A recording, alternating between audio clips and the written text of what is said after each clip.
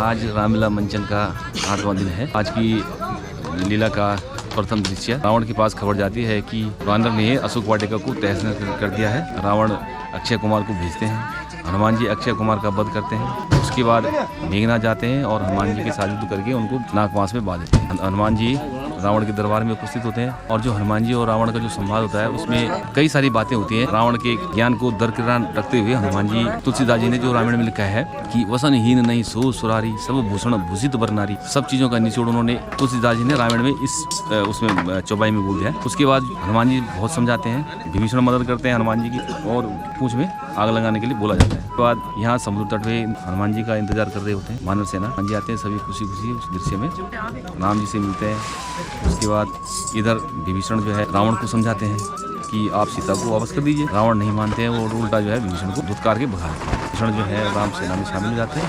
रामेश्वरम जो शिवलिंग है उसमें क्या होता है कि राम जी जो है रावण को बुलाते हैं ब्राह्मण के तौर पर शिवलिंग की स्थापना करने। तो जब शिवलिंग की स्थापना होती है उसके बाद विचार करते हैं सभी लोग कि युद्ध करने से पहले एक हमारा कर्तव्य है, एक बार मौका दिया जाए।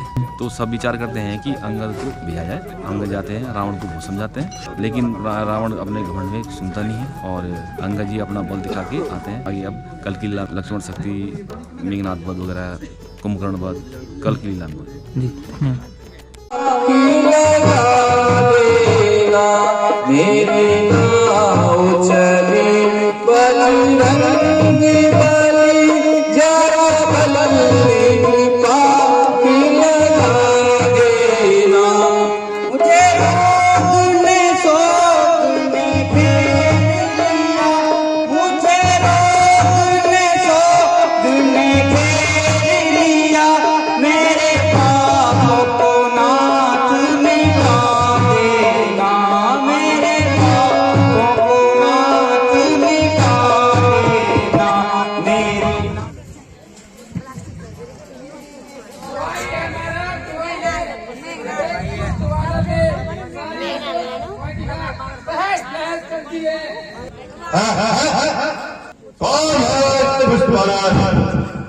बेटा अक्षय कुमार जाओ।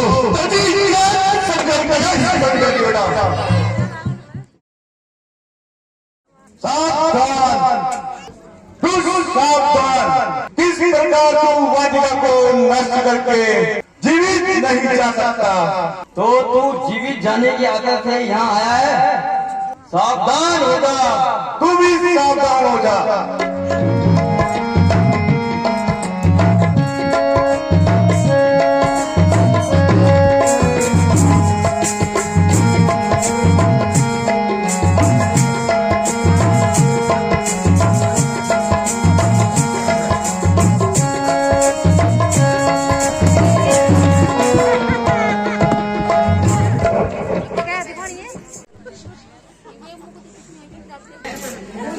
के साथ युद्ध करके अक्षय कुमार मारा गया। बेटा अक्षय कुमार मारा गया। ताजी जय शंकर की, जय शंकर की। बेटा तुम जाओ और उसे बंदी बना कर ले आओ। पिताजी, मैं अभी बड़ी वानर को आपके सामने बंदी बनाकर लाता हूँ। पिताजी जय शंकर की, जय शंकर की। बेटा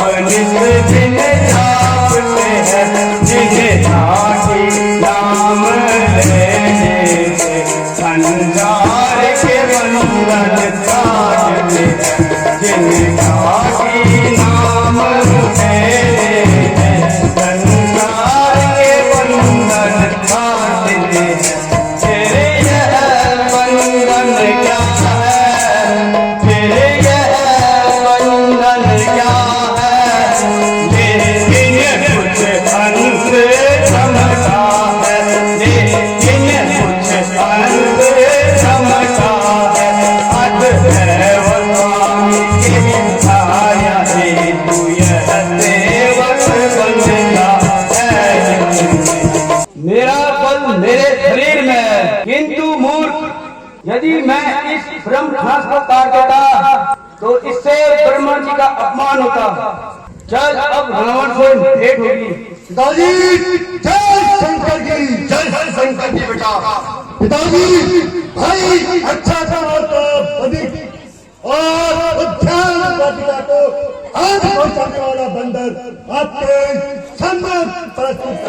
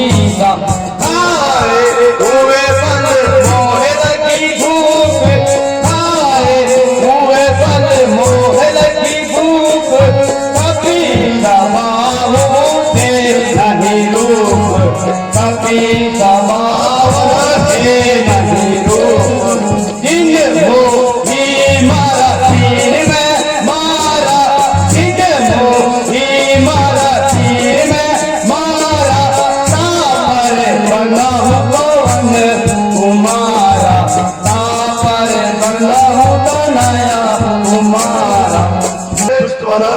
तू कौन है और यहाँ किस कार्य को आया है? क्या तुझे अपने प्राणों का ख्याल है? अभिमानी रावण, भूख लगी थी, इस हेतु फल तोड़कर मैंने अपनी भूख मिटाई। वानर सवाई फल तोड़ा है। प्रश्न यह है कि तुझे यहाँ किसने भेजा है? मुझे तो रामचंद्र जी ने तथा सुग्रीव जी ने माता सीता जी की सुधि लेने भेजा है। क्या कहा? सीता की सुधि लेने? हाँ, माता सीता जी की सुधि लेने। हे रावण सुन, जब से रामचंद्र जी माता सीता जी की खोज में विश्वमुख पर्वत पर आए तो सुग्रीव जी ने उनसे मित्रता की तथा दोनों ने एक दूसरे की सहायता करने की सोची। श्री रामचंद्र जी ने बाली को एक ही बाण से मार गिराया। मैं सच कहता हूँ कि यदि तुम सीता माता को श्री रामचंद्र जी के पास ले जाकर उनसे क्षमा याचना करो, वो अवश्य ही तुम्हें क्षमा कर देंगे। जवान संभालकर बात कर। भूल गया कि तुम मेरी कैद में है। सीता की सुधि तो दूर रही, अब मैं तेरी सुधि भी नहीं ले पाई। बोल, जिनके गुण गा रहा है, मैं भली बात जानता हूँ। फिर भी कौन मिला? सुग्रीव बहुत ही मारा। कल तक तो अपनी स्त्री के लिए बात करता था और बाली के भय से प्राण रक्षा करता रहा। 2-4 बानर करके और चले रावण से युद्ध करने। सत्य कहा गया है, जब किसी के बुरे दिन आते हैं बुद्धि भी साथ छोड़ देती है। विनाश करे विपरीत बुद्धि। रावण, शायद तू यह देखकर अभिमान कर रहा होगा कि तेरा पुत्र मुझे बंदी बना के लाया था। तो दुष्ट बानर, मैं तेरा सारा फल और घमंड अभी मिटा दूंगा। भ्राता जी क्षमा कीजिए, यह काम आपको शोभा नहीं देता। दूध का वध करना राजनीति के विरुद्ध है। और कहता है झूठ है। भ्राता जी, जब यह अपने स्वामी का संदेश लेकर के आया है तो फिर इसके दूध होने में क्या संदेह है? आश्चर्य है कि तुम उसके पक्ष में क्यों बोल रहे हो? दूध का वध राजनीति के विरुद्ध है। यदि दंड लेना ही है तो इसे कोई और दंड दीजिए। बंदरों को अपनी पूंछ बहुत प्यारी लगती है, इसलिए इसकी पूंछ में कपड़े बांधकर सारे नगर में आग लगा के घुमा दो। छटिया गया, कहना अब बेकार है सब, तू बोरा ही गया। बोल पवन सुत हनुमान की।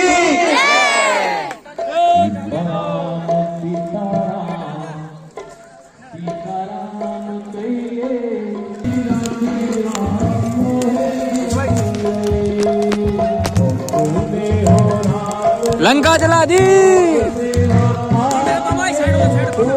है पटाखे इसमें।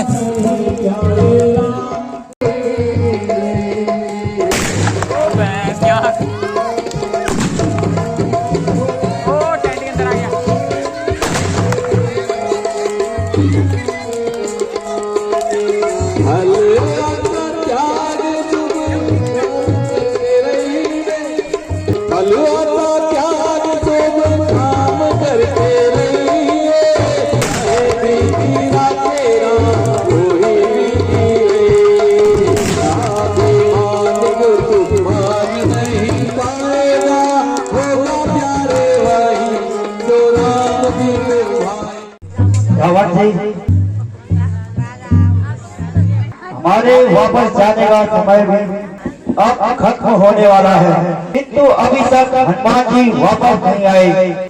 से माता सीता जी की सुधि ले आया हूँ। माता सीता इस समय अशोक वाटिका में ही जीवन व्यतीत कर रही है, इसलिए हमें शीघ्र श्री रामचंद्र जी के पास चलना चाहिए। जय श्री राम। आया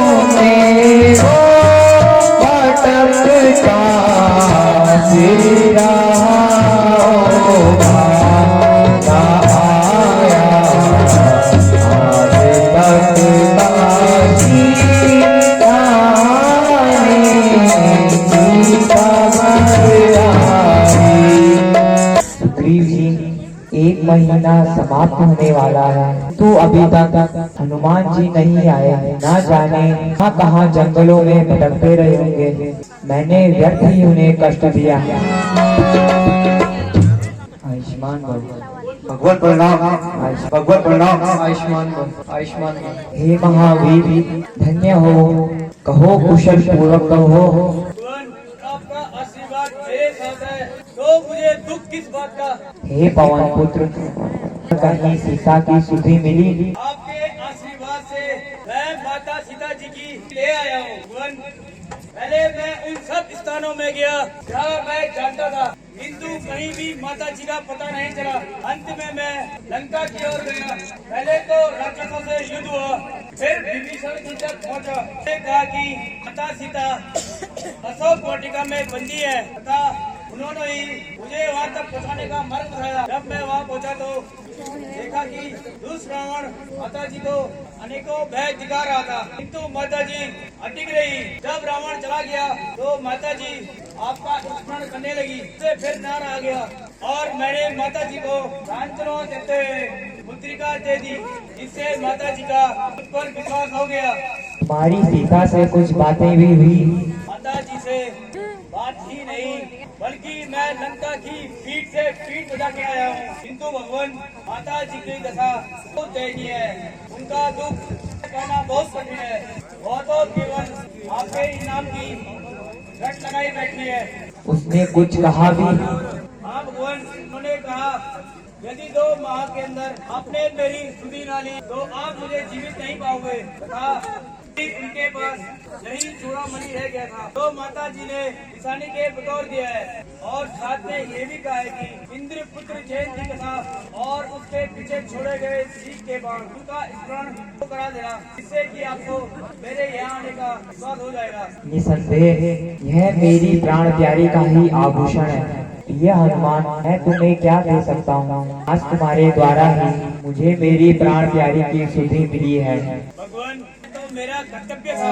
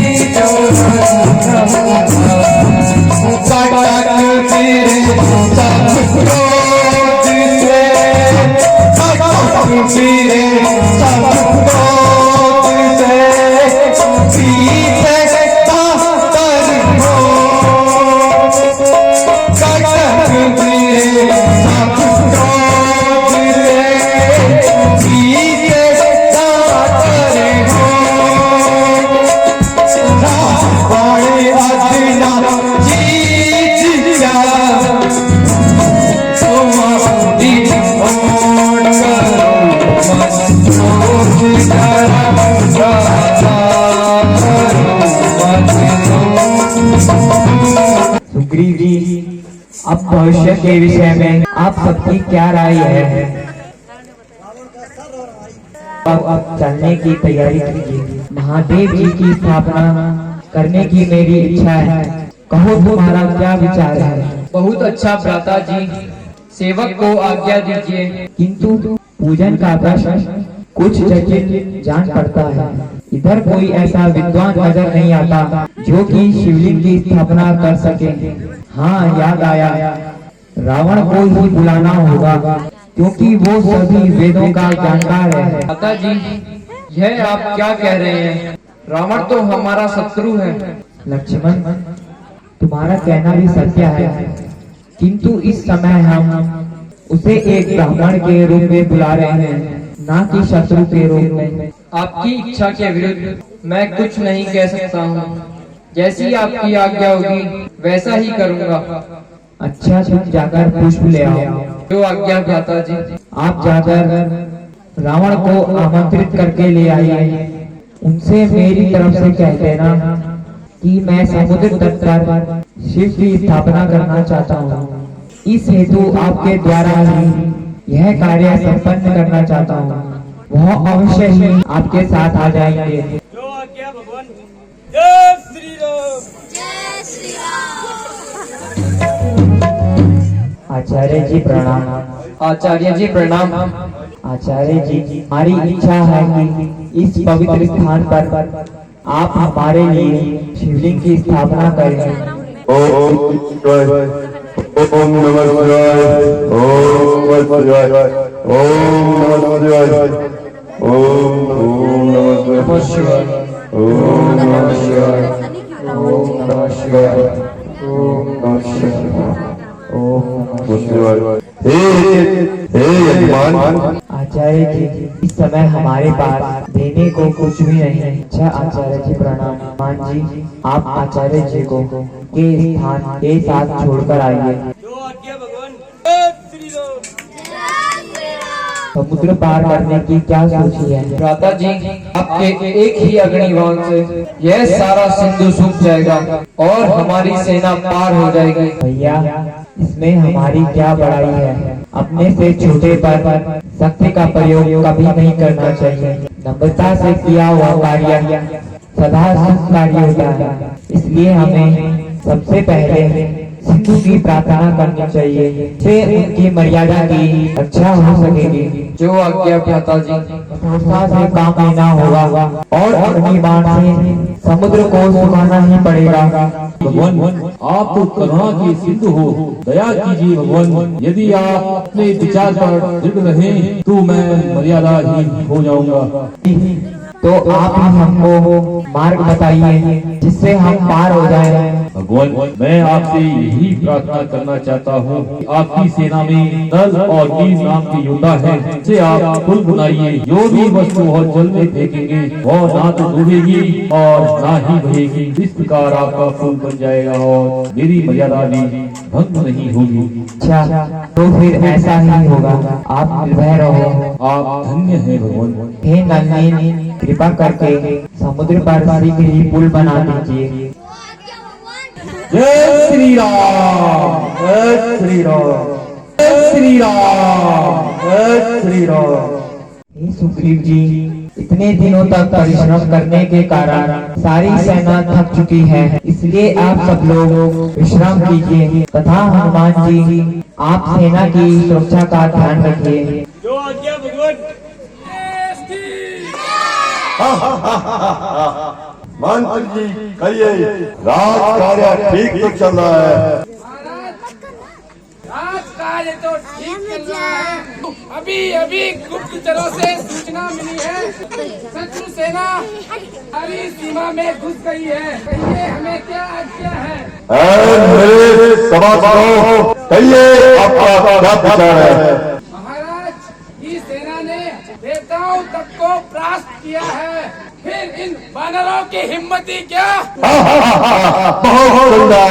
क्यों क्या विचार है? भ्राता जी, यदि आप मुझसे पूछना ही चाहते हैं तो मेरी समझ में यही आता है कि आप उस व्यक्ति के झगड़े में न उलझिए तथा सीता जी को रामचंद्र जी के पास वापस दे दीजिए। इसमें हमारा और हमारी प्रजा का कल्याण है।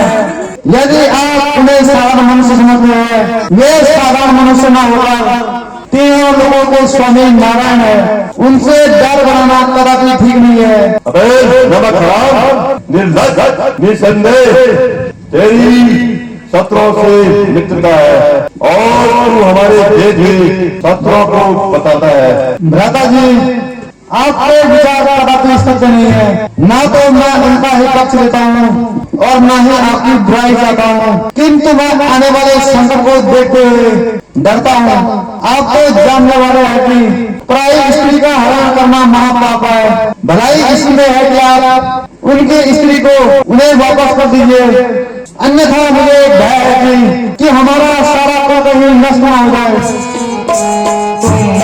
पंडित हो तुम पापा हो, तुम पंडित हो तुम पापा हो, तुम राजा हो के राजा हो, तुम राजा हो के राजा हो, है तुम्हें शोभाया मानवाई जो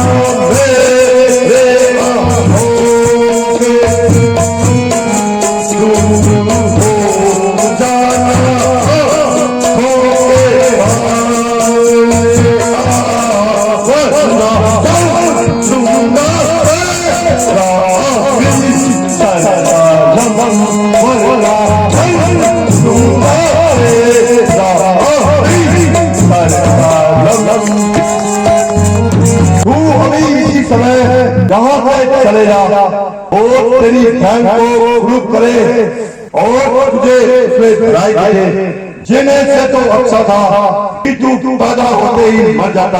मैं तुझे मारना नहीं चाहता क्योंकि तो मेरा सहोदर भाई है। चल से